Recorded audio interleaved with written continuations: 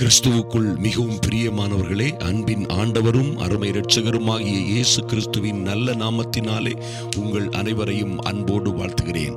இந்த இரவு ஜெப வேளையிலே நாம் அற்புதமானதொரு காரியத்தை தியானிக்க போகிறோம். பாருங்கள், கர்த்தர் உங்களையும் என்னையும் குறித்து என்ன நினைக்கிறார், உங்களையும் உங்கள் பிள்ளைகளையும் குறித்து அவருக்கு என்ன திட்டம், உங்களை எப்படியாய் வைப்பதற்கு அவருடைய யோசனை, அவருடைய புத்தி அல்லது அவருடைய ஆசை இருக்கிறது என்று பார்த்தோமே. ஆனால் நிச்சயமாக அவர் உங்களை ஆசீர்வதித்து மேன்மைப்படுத்துவார். உங்களை பெருக பண்ணுவார். அதுதான் கர்த்தர் நமக்கு கொடுக்கிற அற்புதமான ஆசீர்வாதம்.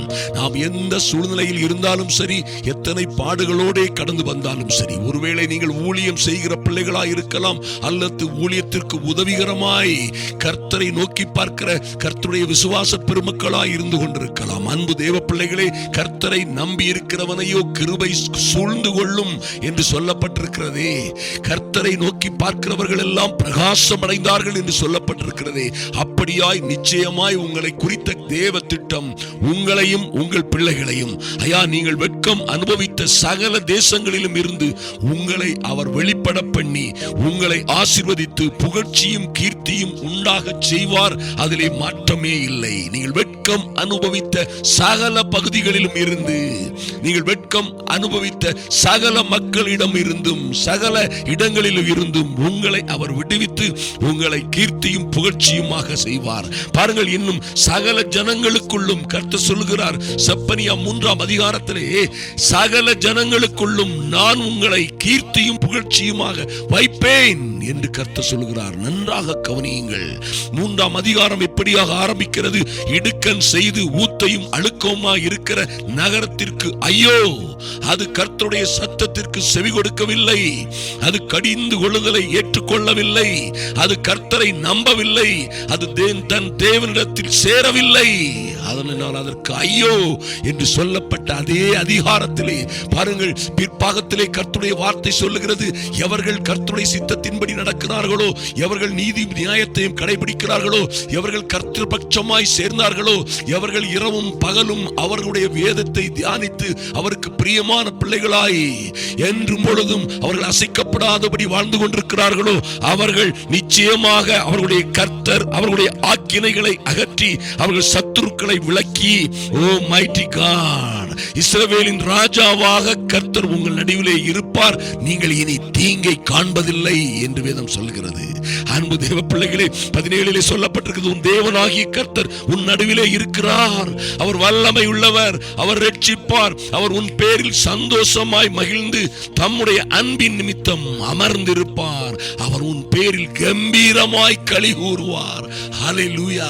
என் அன்பு தேவ பிள்ளைகளே, நிச்சயமாய் உங்கள் வாழ்க்கையிலே நீங்கள் என்ன சூழ்நிலையில் இருந்தாலும் சரி, எத்தனை பாடுகள், உபத்திரவங்கள், எத்தனை வேதனை தருகிற சூழ்நிலைகளிலே இருந்தாலும் சரி, அல்லது ஏதோ நன்மை வரும் என்று காத்துக்கொண்டே இருக்கிற ஒரு கூட்டமாய் இருந்தாலும் சரி, இன்னும் வரவில்லை ஒரு நல்ல வெற்றி திருப்புமுனை என் வாழ்க்கையிலே இன்னும் வரவில்லை, என் வாழ்க்கையிலே இன்னும் அற்புதமான அதிசயமான காரியங்கள் நடக்கவில்லை என்று ஏதோ காரியங்களிலே நீங்கள் நம்பிக்கையோட காத்து கொண்டிருந்தாலும் சரி, 19:20 சொல்லப்பட்டிருக்கிறது, இதோ அக்காலத்திலே உன்னை சிறுமைப்படுத்தின யாவரையும் தண்டிப்பேன். Mighty God.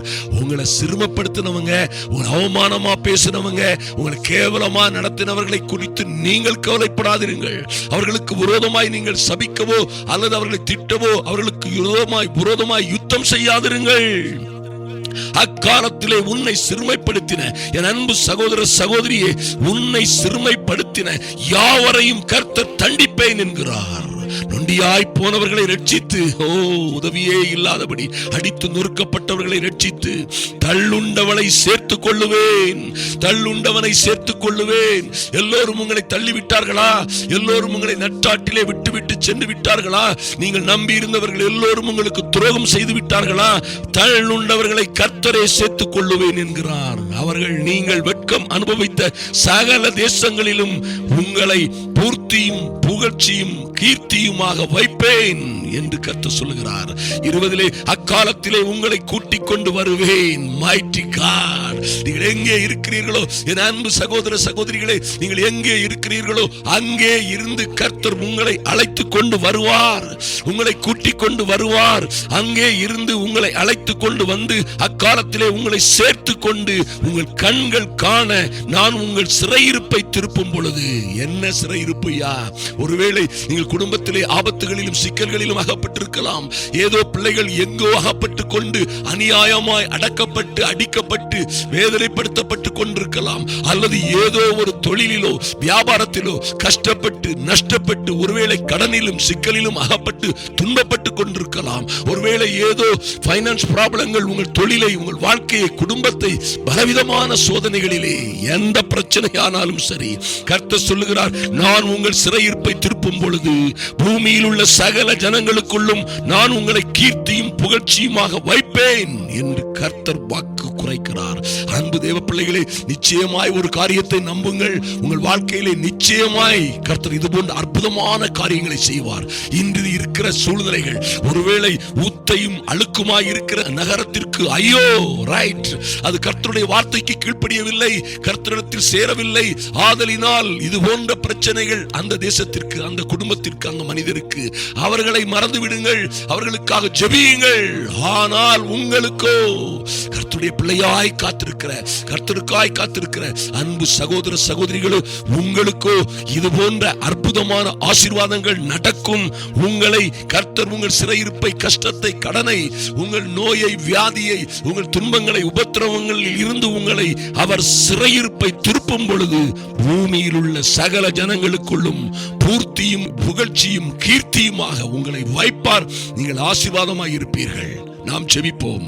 எங்கள் அன்பின் பரலோக பிதாவே, நன்றியோடு நோக்கி பார்க்கிறோம் சுவாமி. சொன்ன நல்ல வார்த்தைகளுக்காக நன்றி செலுத்துகிறோம். கர்த்தர் கொடுத்த இந்த நல்ல வார்த்தைகள் எல்லாம் உம்முடைய பிள்ளைகளுடைய வாழ்க்கையிலே நிறைவேறும்படியாய், இனி இவர்கள் தீங்கை காணாதபடி, ஓலாட், இவர்கள் இருக்கிற எல்லா சூழ்நிலைகளிலும் ராஜாதி ராஜாவாய் எங்கள் கர்த்தரே கூட இருப்பீராக, ரட்சிப்பீராக. இவர்கள் நடுவிலே இருந்து இவர்கள் பேரிலே சந்தோஷமாய் மகிழ்ந்து ஐயா உம்முடைய அன்பின் நிமித்தம் அமர்ந்திருப்பீராக. இவர்களுடைய நற்கிரியைகளை கண்டு கர்த்தர் கம்பீரமாய் மகிழும்படியாய், களி கூறும்படியாய், நல்ல ஞானத்தினாலும் புத்தியினாலும் பரிசுத்த ஆவியின் அபிஷேகத்தினாலும் உடைய பிள்ளைகளை நிரப்புவீராக ராஜா. இவர்களை கூட்டிக் கொண்டு சேர்த்து இவர்களையும் இவர்கள் பிள்ளைகளையும் ஆசீர்வதித்து சிறையிருப்பை திருப்பி பாடுகளை உபத்திரவங்களில் இருந்து விடுவித்து புகழ்ச்சியும் கீர்த்தியுமாக சகல ஜனங்களை காட்டிலும், இவர்கள் அறிந்த தெரிந்த உற்றார் உறவினர்கள் எல்லோரை காட்டிலும் இவர்களை பூர்த்தியும் புகழ்ச்சியும் கீர்த்தியுமாய் வைக்கும்படியாய் உம்முடைய சமூகத்திலே ஒப்புக் கொடுக்கிறோம். கர்த்தர் தொடர்ந்து பெரிய காரியங்களை செய்யும்படியாய் அன்பின் ஆண்டவரும் அருமை இரட்சகரும் ஆகிய இயேசு கிறிஸ்துவின் நல்ல நாமத்தினாலே ஜெபிக்கிறோம் எங்கள் நல்ல பிதாவே. ஆமென், ஆமென். உங்க டெஸ்டினி, நீங்க முடிக்க போற இடம் அல்லது உங்களுக்கு நடக்க போற காரியம், நீங்கள் தீங்கை காணாதிருப்பீர்கள். சகல ஜனங்களை பார்க்கிலும் உங்களை கீர்த்தியும் புகழ்ச்சியுமாக வைப்பார். அதிலே சந்தேகமே இல்லை.